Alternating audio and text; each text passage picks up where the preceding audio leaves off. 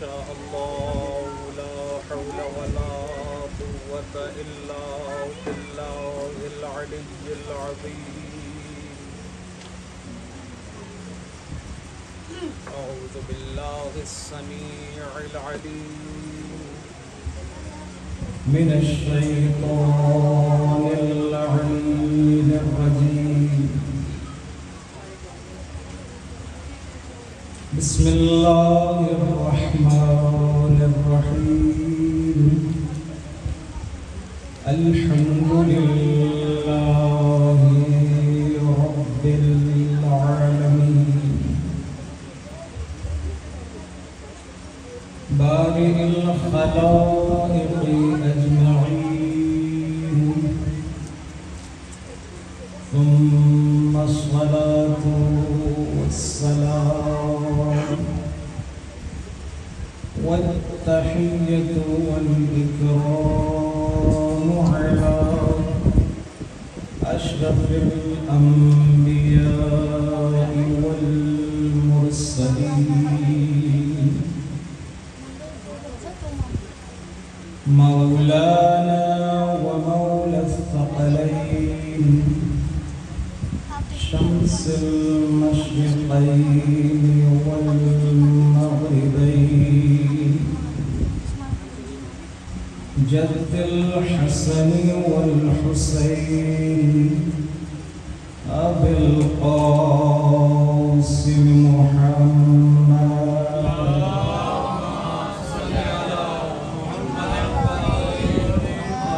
صلى الله عليه وعلى أهل بيته الطيبين الطاهرين المعصومين المظلومين،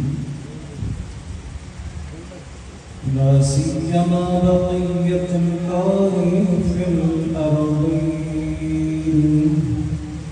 روحي وأرواح العالمين لتراب مقدمه الفداء،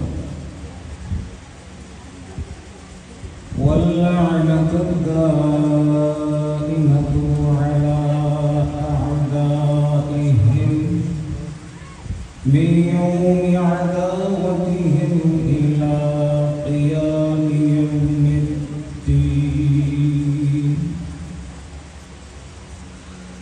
أما بعد، فقد قال الله تبارك وتعالى في كتابه المجيد: بسم الله الرحمن الرحيم.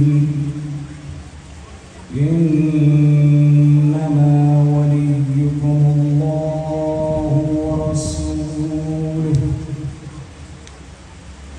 والذين آمنوا الذين يقيمون الصلاة ويؤتون الزكاة وهم راكعون.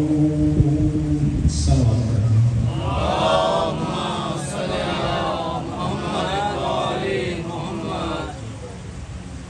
بزرگان محترم، برادران ارجمند، حسداران مظلوم کربلا، کربلا مظہر ولایت کے عنوان سے جو گفتگو شروع کی، آج اس کا 7واں مرحلہ شروع ہونے کو ہے، اور اس حوالے سے اس آیے مجیدہ کو سرنامہ کلام میں رکھا کہ سورہ مائدہ کی 55ویں آیت ہے کہ جس میں ارشاد باری ہو رہا ہے کہ تمہارا ولی صرف اللہ ہے اور اس کا رسول ہے، اور وہ ایمان والے ہیں جو حالت رکوع میں زکوٰۃ ادا کرتے ہیں۔ گزشتہ مجالس کا اگر خلاصہ کرنا چاہیں تو چند لفظوں میں اس طرح سے ہوگا کہ جیسا ہم نے ولایت کے لوگ معنی کیے کہ دو اشیاء کے درمیان ایسا رشتہ کے درمیان میں کوئی تیسرا جو ان کا غیر ہو وجود نہ رکھتا ہو اور یہ اتنے قریب ہوں، وہاں پر لفظ ولایت کا اطلاق ہوتا ہے۔ اور گزشتہ مجالس میں ہم نے آپ کی خدمت میں عرض کیا کہ ہماری تمام تر عبادات ان کا انحصار ہے ایک جوہری جملے پر جس کو ہم قربتاً الی اللہ کہتے ہیں کہ ہم خدا سے قریب ہو جائیں۔ ہمارا مطمع نظر، ہمارا ہم و غم وہ یہ ہوتا ہے کہ خدا سے نزدیک ہو۔ خدا سے نزدیک ہم جسمانی اعتبار سے ہو نہیں سکتے کیونکہ خدا جسم نہیں رکھتا، لہذا جب خدا جسم نہیں رکھتا تو یقیناً ان صفات سے نزدیک ہوں گے جو پروردگار کی صفات ہیں۔ اب ان صفات کے بھی ہم کیسے نزدیک ہوں؟ ان صفات کے ظہور کے لیے ایک مظہر کی ضرورت ہے، اور وہ مظہر محمد و آل محمد علیہ السلام کی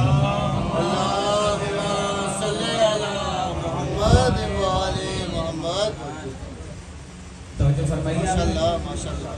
ان صفات کے ظہور کے لیے ایک مظہر کی ضرورت ہے، اور وہ صفات الہیہ اپنا کمال ظہور جو کریں گی وہ ایک 14 عظمات گرامی میں کریں گی، اور پھر ممکن نہیں ہے کہ کوئی صفت الہی ہو اور محمد و آل محمد علیہ السلام اس کا ظہور نہ ہو۔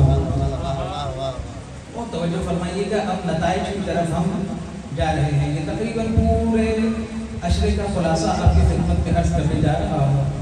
کل آخری مجلس ہوگی اس عنوان سے، چونکہ ارادہ یہ ہے کہ 9 محرم کو فضائل بھی سالار شہداء کے ہوں اور مسائل بھی انہی کے ہوں، لہذا کوشش ہے کہ ان 2 دنوں میں اپنے موضوع کو اس کے نتیجے تک پہنچاؤں۔ اگر آپ کی مدد شامل حال رہی تو یہ نتیجے میں پہنچیں گے آپ کی ایک صلوات کی امداد کے ساتھ۔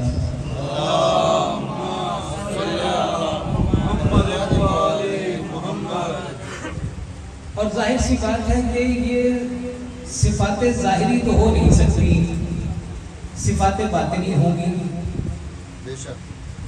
جیسا کہ پہلے عرض کیا کہ روح کا نزدیک ہونا یہاں پر شمار کیا جاتا ہے، جسم کا نہیں۔ جسم نزدیک ہو نہ ہو فرق نہیں پڑتا، روح کا اپنے ولی کے نزدیک ہونا ضروری ہے، اور اس کی متعدد مثالیں بھی ہم پیش کر چکے۔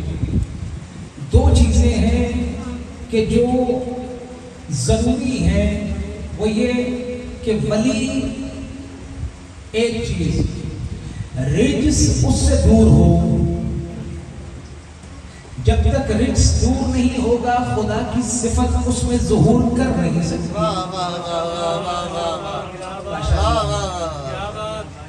ایک رجس دور ہو، دوسرا ولی طاہر و مطہر ہو۔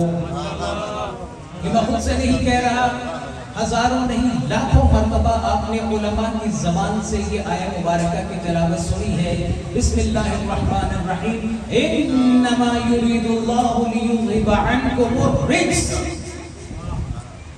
اہل بیت محمد صلی اللہ علیہ وآلہ وسلم، آپ سے رجس کو دور کر دیا گیا ہے۔ بس ولی خدا، اس سے رجس کا دور ہونا ضروری ہے۔ لفظ پلٹاؤں، مجھے رجس کا پتہ نہیں ہے کہ رجس ہوتا کیا ہے۔ ولی خدا وہ ہوگا کہ جس میں رجس نہیں ہوگا۔ رجس کو پروردگار کیسے پہچانوں؟ تو حلال مشکلات مولا علی علیہ السلام فرماتے ہیں تعرف الاشیاء باضدادها۔ تمہیں رجس کا پتہ نہیں چل رہا تو اس کی ضد کو دیکھو۔ ضد کیا ہے رجس کی؟ طہارت۔ طہارت ہے، لہذا طہارت کہیں بھی ہو، ہمیں نہیں معلوم کہاں کہاں ہے، جہاں رجس نہیں ہوگا وہاں اہل بیت ہوں گے۔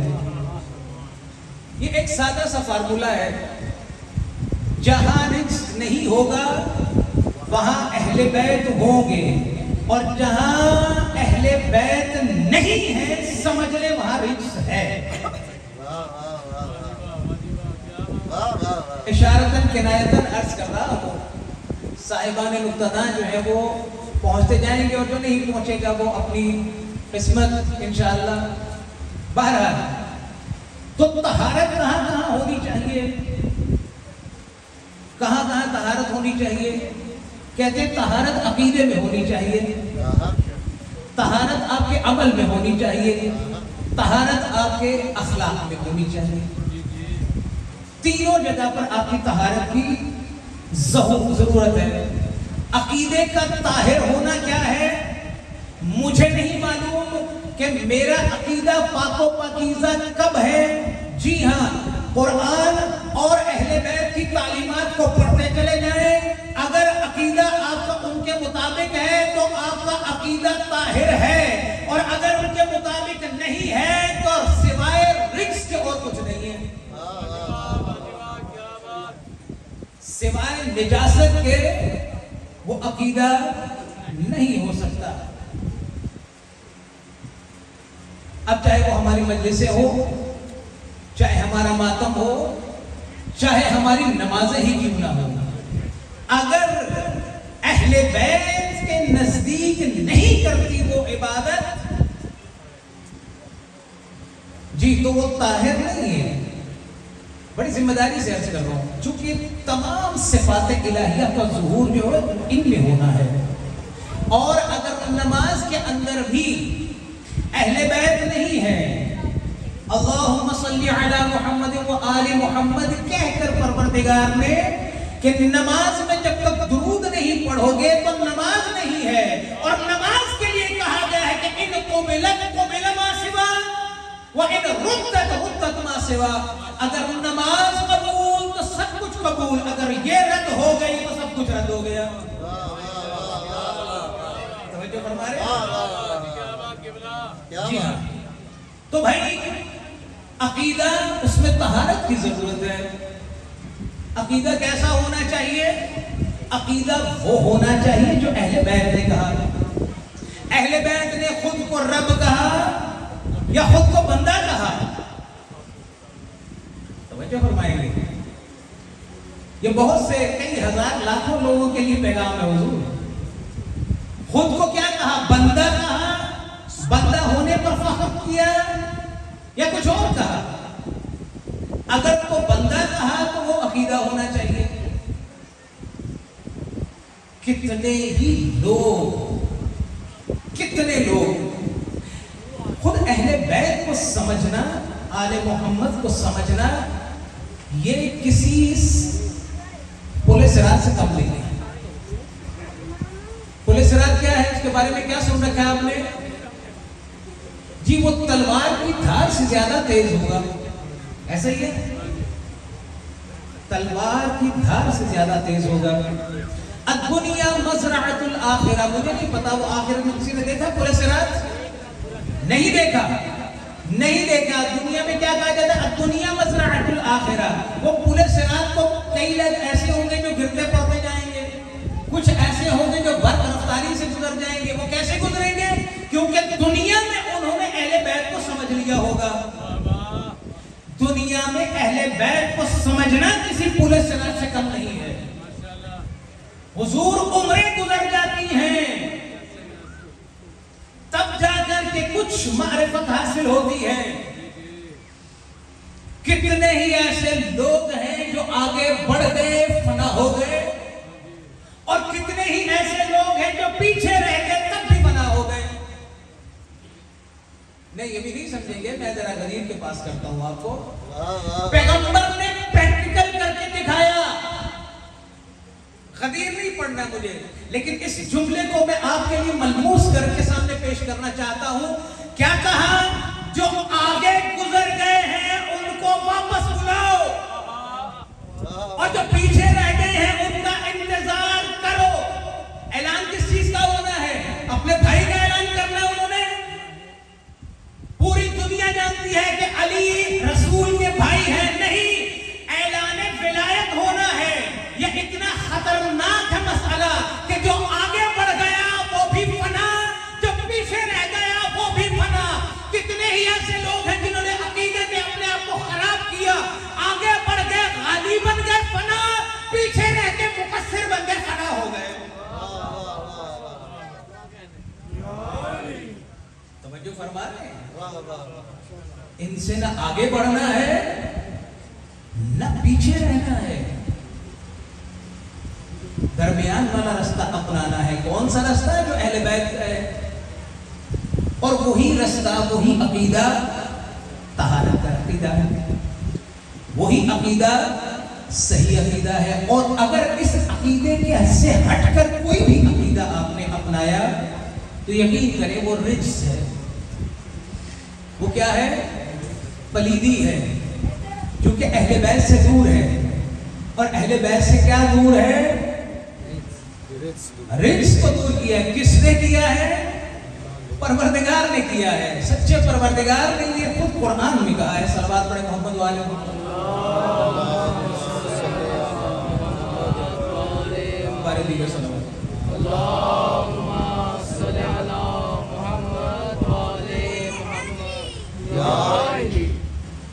توجہ فرمائیے آپ نے کہ عقیدہ وہ لینا ہے جو اہل بیت سے نزدیک کرے, جو آل محمد سے نزدیک کرے. جو آل محمد سے نزدیک کرتی ہے چیز وہ طہارت ہے, اور اہل بیت سے جو چیز دور کرے گی وہ اور کچھ نہیں ہو سکتی سوائے نجاست کے, رجس کے. عقیدہ اپنی مرضی کا نام نہیں ہوتا. دین اسلام اپنی مرضی کا نام نہیں ہے, چاہے میں ہوں چاہے آپ ہوں, چاہے کوئی آیت اللہ ہی کیوں نہ ہو. دین قرآن اور اہل بیت ہے. عقیدہ قرآن اور اہل بیت ہے. اور اگر دوسرے لفظوں میں کہوں تو قرآن بھی در حقیقت اہل بیت ہی ہے. اہل بیت کیا ہے؟ مجسم تصویر ہے قرآن کی. یعنی اگر قرآن کو جسم دیا جائے تو اہل بیت ہے, اور اگر انہی اہل بیت کی سیرت کو لکھ دیا جائے تو قرآن ہے.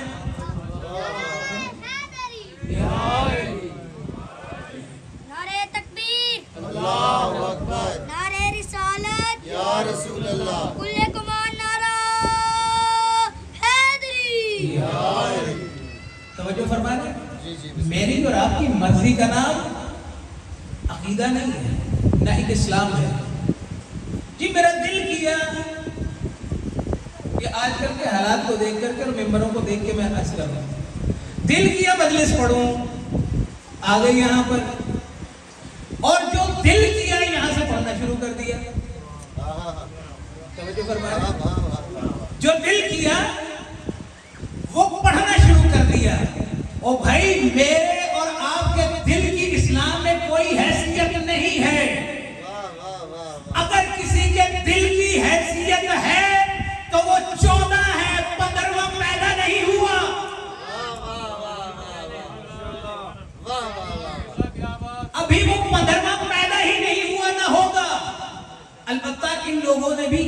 یہ نہیں کہا 14 نے کہ میرا دل یہ کہتا ہے. توجہ فرمائیں گے, ایک جملہ آپ کی خدمت میں ہدیہ کرنا چاہتا ہوں. ان 14 نے بھی کبھی یہ نہیں کہا کہ میرا دل کرتا ہے مثلا فلاں فلاں, بلکہ ان کا دل کہتا ہی وہ ہے جو پروردگار کہتا ہے. ان کا دل کہتا ہی وہ ہے کہ جو پروردگار کہتا ہے. حضرت محمد و آل محمد بلند تر صلوات.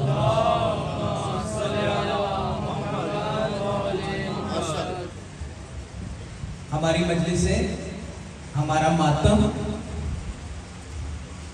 ہمارے جلوس, ہماری نمازیں, ہمارے حج, ہمارے روزے, ہماری عزاداری, کہیں بھی ہماری مرضی حضور نہیں چلے گی. یہ مرضی, میری مرضی کا لفظ اپنی ڈکشنری سے نکال دیں. کیوں؟ کیونکہ آپ ولی سے قریب ہونا چاہتے ہیں, اور ولی کے نزدیک کیا چیز ہوگی؟ طہارت. اور وہ طہارت کہاں ہوگی؟ میں نے پہلے عرض کیا, پہلے نمبر پہ عقیدے میں طہارت. کیسے عزاداری کرنی ہے؟ 35 سال سید سجاد نے کر کے دکھائی ہے, 50 سال امام باقر علیہ السلام نے کر کے دکھائی ہے. اس کیسے میں آپ کی خدمت میں عرض کیا تھا. اور پھر ہم کہیں گے کہ ہم اپنی مرضی سے نہیں. حضور صلوات پڑھے محمد و آل محمد.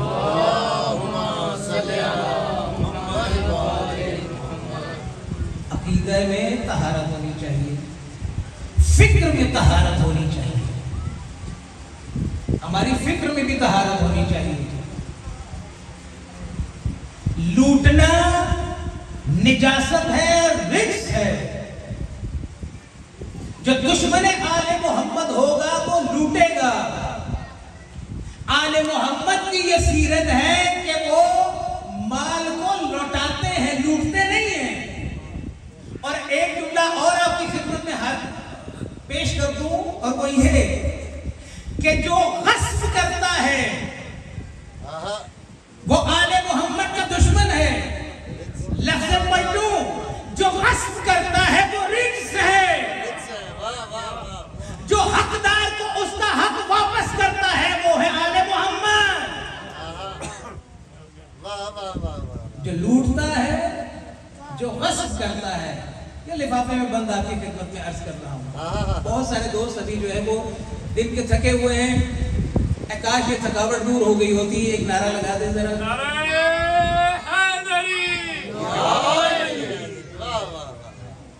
طہارت فکر کی ضرورت ہے, طہارت عمل کی ضرورت ہے. کس چیز میں؟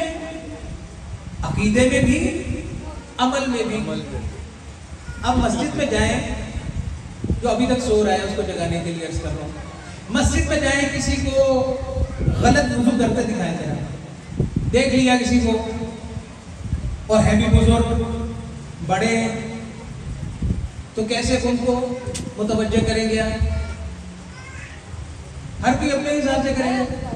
ارے کوئی ایسا کر سکتا ہے شاید, مطلب بڑے میاں 60 سال ہو گئے آپ کو وضو کرتے ہوئے, ابھی تک آپ کو وضو کرنا نہیں آیا, یوں وضو کیا کریں آپ. مثلا ایک طریقہ یہ ہو سکتا ہے, ایک طریقہ یہ ہو سکتا ہے کہ ارے بزرگوں آپ ظاہر میں یہ غلط وضو کر رہے ہیں, اپنا وضو درست کر لیں. ٹھیک ہے, میں کمال دو بچے ہیں مسجد میں آتے ہیں, دیکھتے ہیں. طہارت عمل کی بات کر رہا ہوں. طہارت کدھر ہے؟ اہل بیت کے ہاں ہے. طہارت عمل رجس سے دور ہے. دیکھتے ہیں کہ بزرگ غلط وضو کر رہے ہیں, جاتے ہیں. کون ہیں یہ لوگ؟ یہ کائنات کے بادشاہ کے نواسے ہیں. جو کہیں اختیار ہے, لیکن گھر کی تربیت ایسی ہوئی ہے, ماں نے ایسی تربیت کی ہے. تربیت اسلامی ہے. ایک ولی اولیاء کی تربیت کر رہا ہے, ایک ولیہ اپنے 2 ولی بیٹوں کی تربیت کر رہی ہے.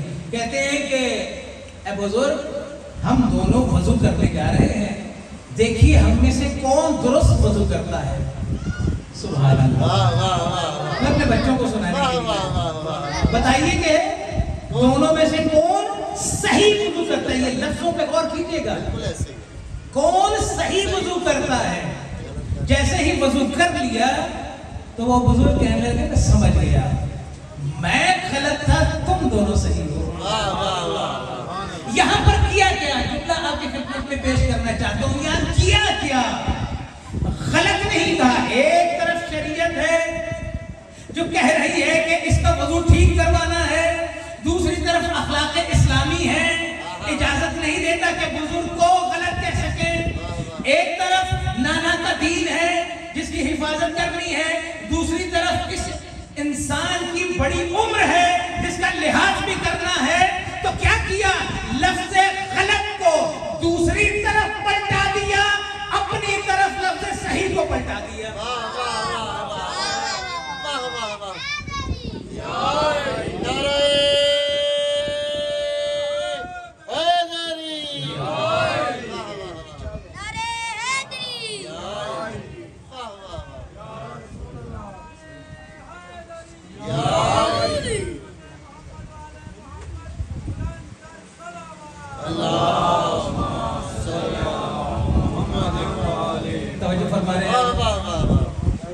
لفظ صحیح متوجہ کر دیا اپنی طرف اور غلط کو کہیں اور بھیج دیا. حضور ہمارے یہاں پتہ ہے کیا ہوتا ہے؟ ہماری جو ہمارا عمل ہے نا،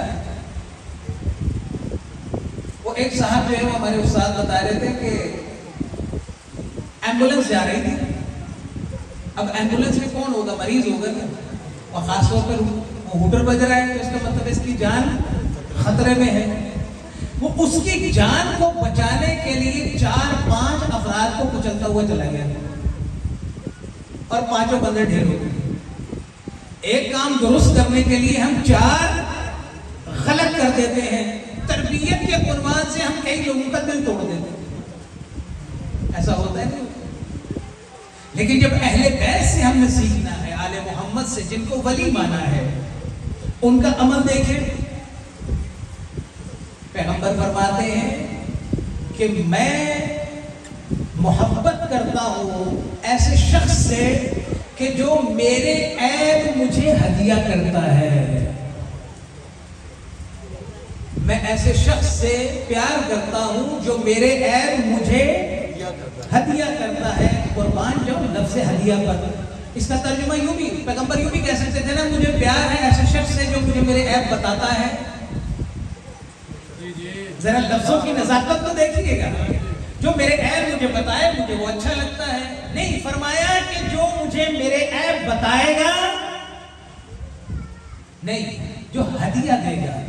ہدیہ کیسے دیا جاتا ہے؟ یہ مثال کے طور پہ یہ میرے پاس ایک چفی ہے، میں یوں آپ کو ہدیہ دوں، میں کہ یہ لے میری طرف سے تحفہ. آپ کہیں گے مولانا اپنی بازی رکھیں، ایسے تحفہ نہیں دیا جاتا. کیسے دیا جاتا ہے؟ جھک کر کے اور بڑے پیار سے، حضور یہ میری طرف سے تحفہ قبول فرمائے. یعنی اگر کسی کو اس کا عیب بھی بتانا ہے تو ایسے بتاؤ کہ جیسے تحفہ دیا جاتا ہے. حضور آپ میں یہ غلطی ہے، اس کو درست فرما لیجیے. اب بتائیں کہ اگر اسی طرز عمل کو جو اہل بیت کا ہے، ہمارے اولیاء کا، اس کو ہم اپناتے جائیں، اپنے وقت کے ولی کے کتنے نزدیک ہو جائیں گے ہم. صلوات پڑھیں محمد والے محمد.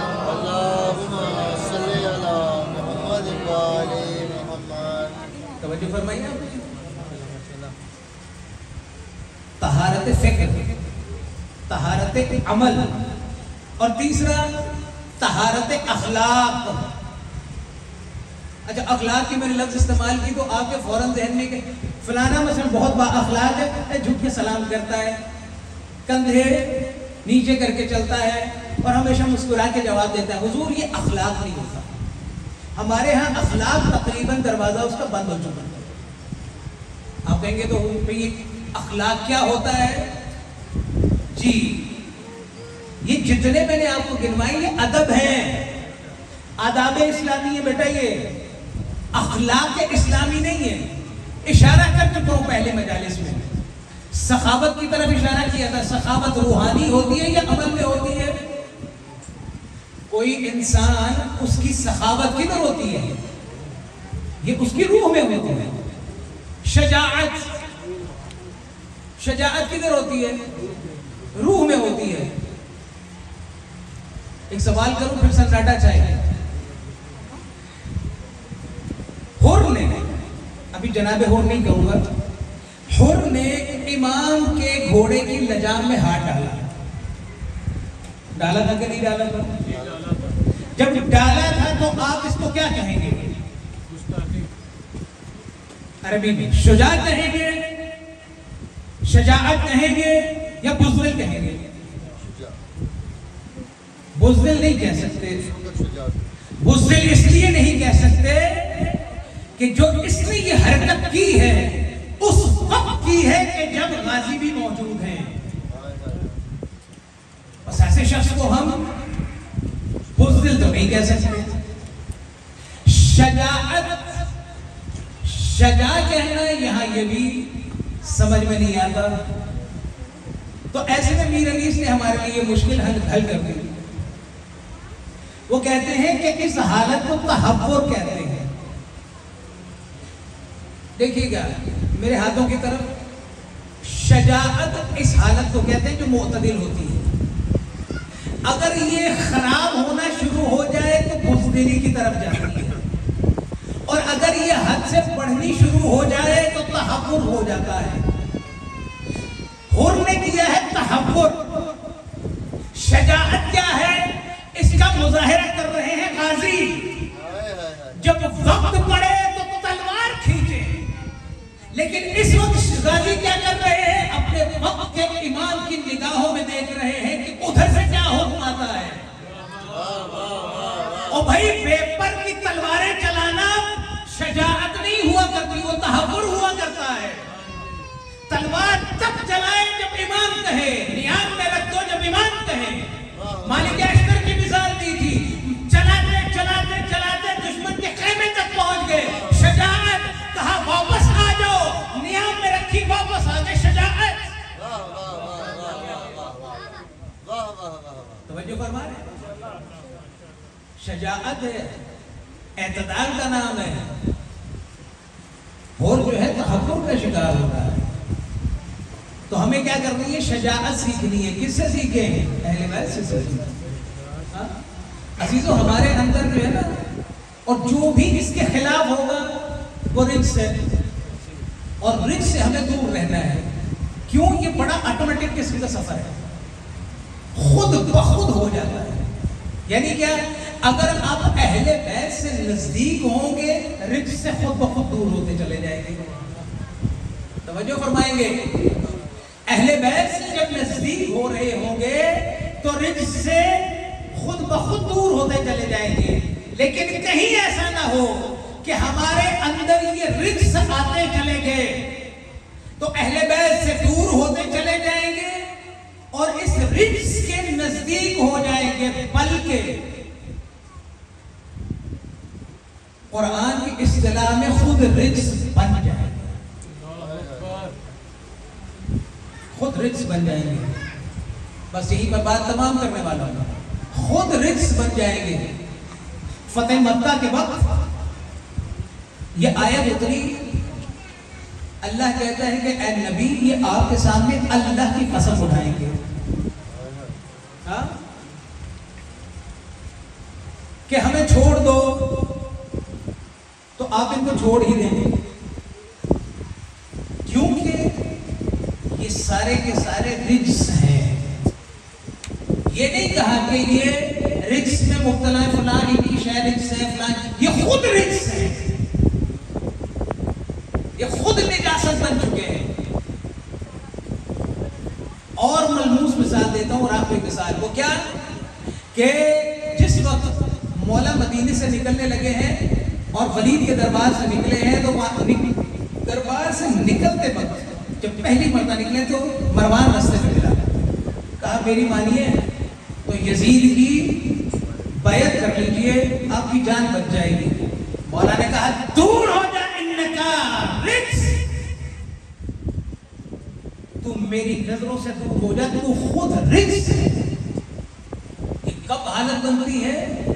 جب انسان میں مروان والی صفتیں آئیں.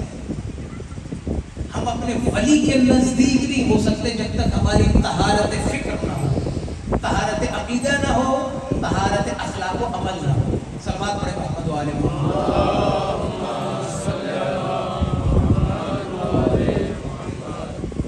اور یہ سفر جاری رہنا چاہیے. ہر وقت ہمیں اپنے اعمال کا محاسبہ کرنا ہے. یہ میرا کون سا عمل ہے جو میرے امام کو پسند ہے؟ اگر پسند ہے انجام دوں گا، اپنے وقت کے امام کے نزدیک ہو جاؤں گا. ذہن میں بھی، عمل میں بھی، اخلاق میں بھی، تینوں فیلڈ میں آپ کو کام کرنا ہے. کسی ایک میں بھی پیچھے نہیں ہٹنا. عقیدے میں وہی عقیدہ جو اہل بیت کا ہے، عمل ویسا کہ جیسا اہل بیت کا ہے، اخلاق ویسا ہے جو آل محمد کا ہے. اس کے علاوہ جو کچھ بھی ہے وہ رزق تو ہو سکتا ہے، طہارت نہیں ہو سکتا. جی ہاں، آج 7 محرم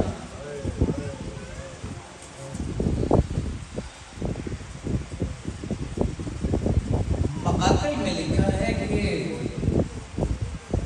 آج پانی بند ہو گیا. جن کے دل میں قبر حسین ہے. عزیزوں، اگر کل پانی پینا نا تو یہ یاد رکھنا کہ اہل بیت کے بچے پیاسے ہیں.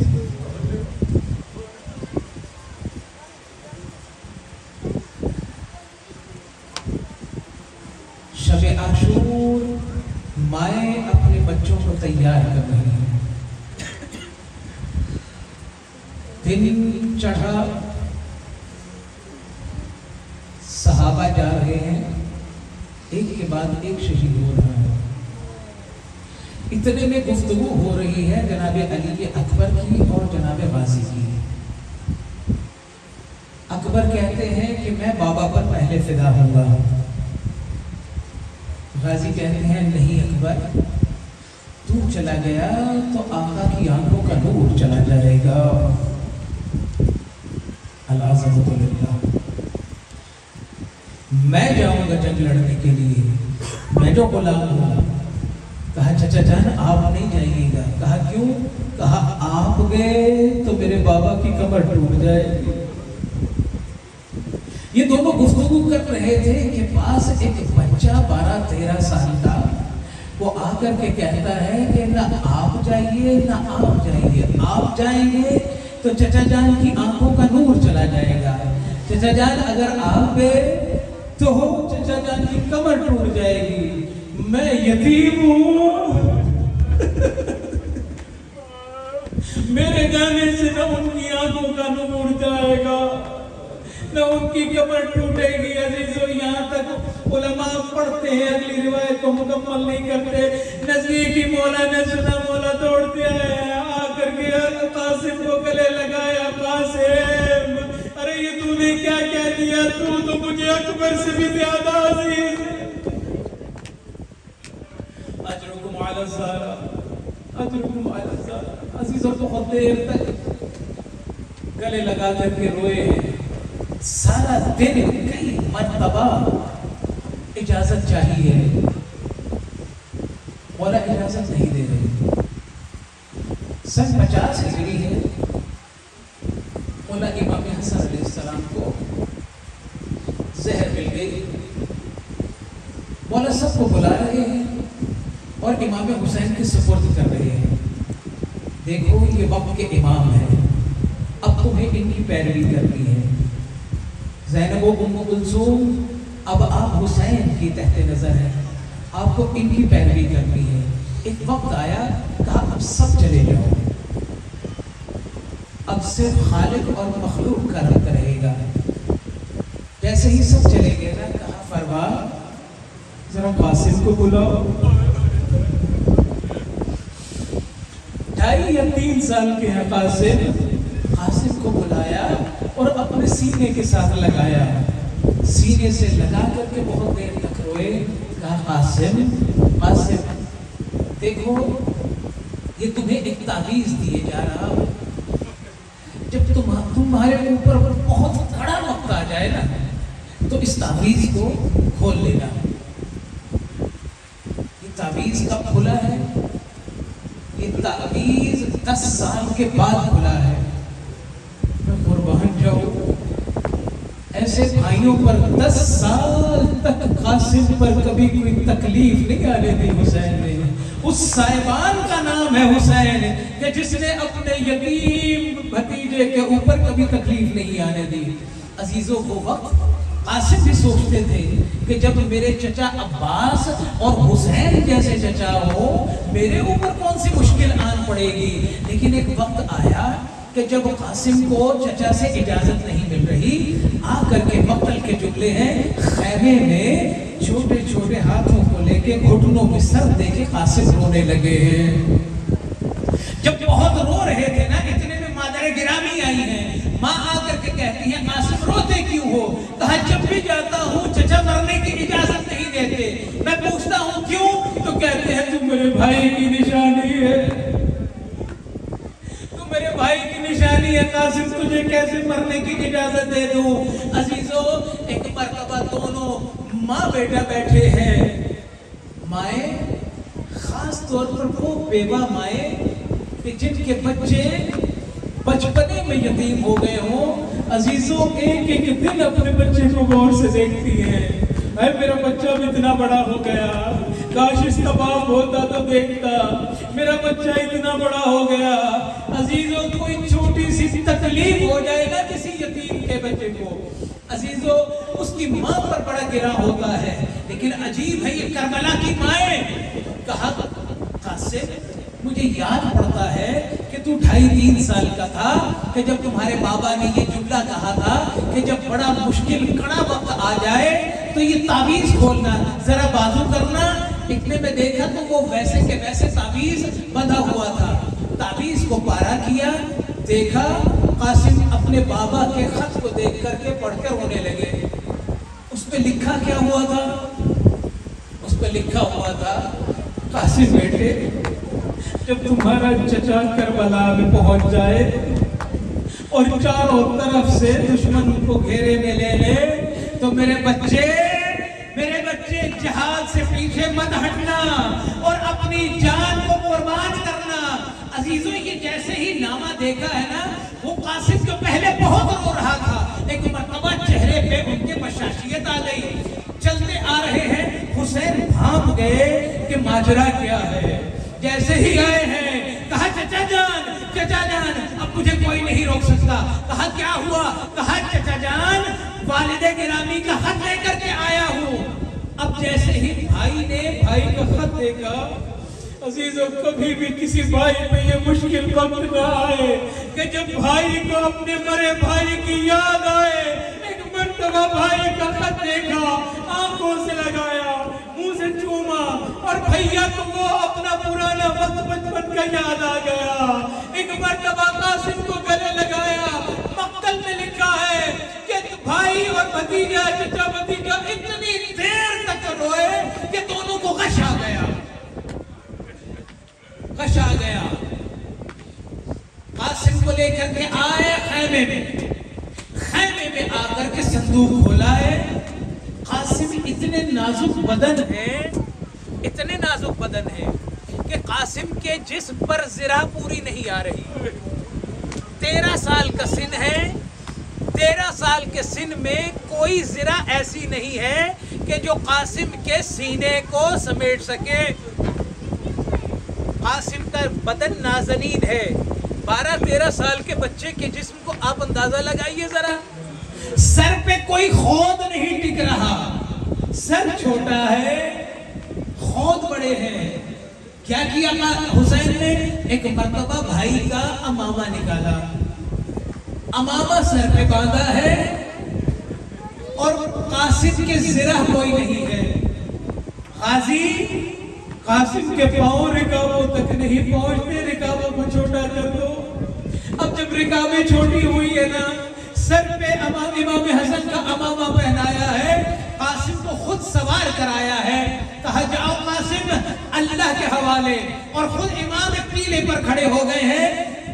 اس پیلے جنگ کے لیے جیسے ہی جناب قاسم گئے ہیں رجز پڑھا ہے. بعض لوگ کہتے ہیں کہ چہرے پہ نقاب تھی. میں اس نقاب کو نہیں مانتا کہ اپنے چہرے کو چھپایا ہو کہ کہیں کسی کو ایسے نہ لگے کہ میں بچہ ہوں. نہیں، رجز پڑھا ہے. کہا میں حسن کا بیٹا ہوں، میں علی کا پوتا ہوں. ہے کوئی جو میرا مقابلہ کرے؟ اتنے میں عمر سعد کہتا ہے ازرق شامی سے، جا تو 1000 انسانوں کو قتل کر سکتا ہے ایک ہی بار میں، تو اس کا مقابلہ کر. کہا میری توہین ہے اس بچے کے مقابلے میں جاؤں، میرا بیٹا جائے گا. ایک بیٹے کو بھیجا، فنار کیا. دوسرے بیٹے کو بھیجا، فنار کیا. حتیٰ کہ پانچوں بیٹے اس کے مار دیے قاسم نے. ہاشمی جوان ہے، جوان نہیں ابھی نوجوان ہے، 13 سال کا بچہ ہے. عزیزوں، ازرق شامی کو تیش آیا. کہا اس بچے کو میں ماروں گا اور اس کی ماں کو میں رلاؤں گا. عزیزوں، یہ بھی گیا ہے لیکن اس کو بھی فنار کیا گیا ہے. ایک مرتبہ جب عمر سعد نے دیکھا ہے نا کہ یہ بچہ شجاعت کے وہ جوہر دکھا رہا ہے کہ اب کسی کی بس کی بات نہیں ہے کہ اس کو گرا سکے، دھوکہ دیا ہے. ایک شخص نے کہا قاسم دیکھو تمہارے جوتے کا قسمہ ٹوٹ گیا. ادھر قاسم نے سر نیچے کیا، ایک لعین نے پشت سے میرے مولا کے سر پہ گرز مارا. جیسے ہی گرز کا لگنا تھا قاسم زین پہ سنبھل نہ سکا اور ایک مرتبہ آواز دی، السلام علیکہ یا اماں، چچا جان میرا سلام ہو. جیسے ہی یہ سلام کہا ہے، مقتل کے جملے ہیں. بس عزیزو، آخری جملہ مقتل کے جملے ہیں کہ اسی طریقے سے امام گھوڑے پر سوار ہو کر کے جھپنے ہیں کہ جیسے عقاب جھپکتا ہے. جیسے ہی مولا نزدیک آئے ہیں، سب سے پہلے اس قاتل کے پیچھے گئے ہیں. وہ قاتل بھاگ رہا ہے، مولا پیچھے جا کر کے اس پہ وار کرتے ہیں. وہ ہاتھ بچانے کے لیے وار کو ہاتھ آگے کرتا ہے، ہاتھ آگے سے کٹ جاتا ہے. جیسے ہی ہاتھ کٹتا ہے تکلیف سے شور مچاتا ہے، مجھے بچاؤ، حسین مجھے مار ڈالے گا، مجھے بچاؤ. لیکن عزیزوں، جیسے ہی اس نے جملہ بولا ہے، ایک قیامت ہے جو برپا ہو گئی ہے. دیکھیے گا میری طرف، اس کو بچانے کے لیے یزیدی فوج آگے بڑھی ہے. ادھر کے گھوڑے ادھر کے گھوڑے ادھر. قاسم گر چکے ہیں، آوازیں دے رہے ہیں، ارے گھوڑوں کی ٹانپیں ہیں، سینے پہ زرہ موجود نہیں ہے. چچا جان. لیکن ایک وقت وہ آیا، چچا پہنچے، لیکن قاسم انا للہ وسيعلم الذين ظلموا أي منقلب ينقلبون.